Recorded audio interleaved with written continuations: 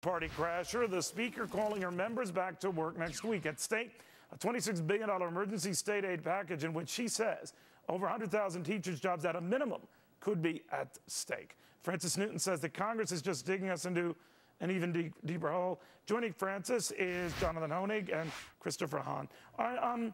Francis, what do you make of this, how far this goes?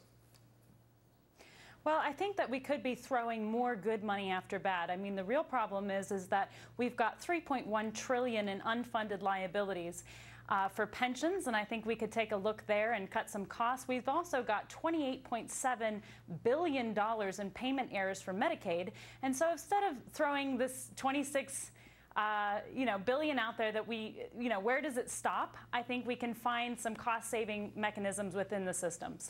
Well, Chris, right now they're not fighting them, right? I mean, this isn't paid for. Well, actually, it is paid for. I mean, they found a way to pay for this $26 billion, and states are hurting right now. Well, they cut $11.9 billion out of food stamp programs, and they closed the loophole where corporations were shipping their profits overseas and not paying United States taxes. Okay, so Republicans' charges that it's not paid for is wrong. Oh, they're absolutely wrong. This is absolutely paid for. This is the Democratic majority in the Senate was very responsible, and it was what it took to get the two Republicans to come over and vote. It's another, Neil, I'll put it in kind of short terms. It's another bailout paid for by the profits out of large corporations, right? The employers who are expecting to actually rescue this economy on the basis of profits, not handouts, which is what, of course, the left has been doing from the get-go. They were playing hard and fast with the rules and taking their profits, and they were hiding them overseas. Right. I don't want to get into that debate. Seriously, I don't. But, Chris, I did want to ask you this. I mean, the public appetite for a lot of this spending, justified or no, is very thin here.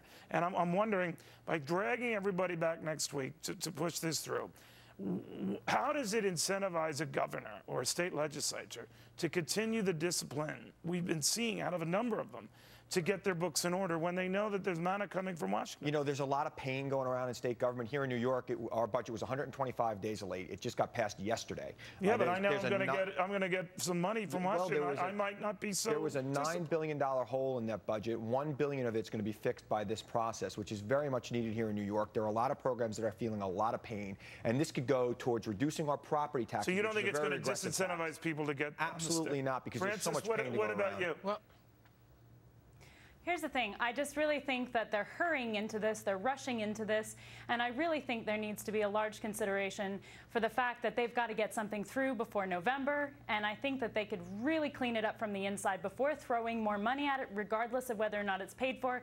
We do have shortages everywhere that need to be considered. This bill will reduce deficits over the long run. We have to acknowledge Neil, that. Really? The states need austerity, Neil.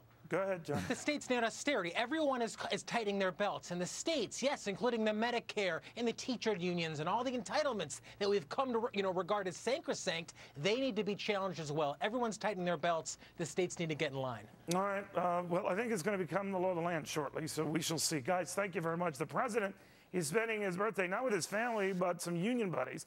So some are asking, what is wrong with this picture? And you ever get the feeling that we just could be paying for it?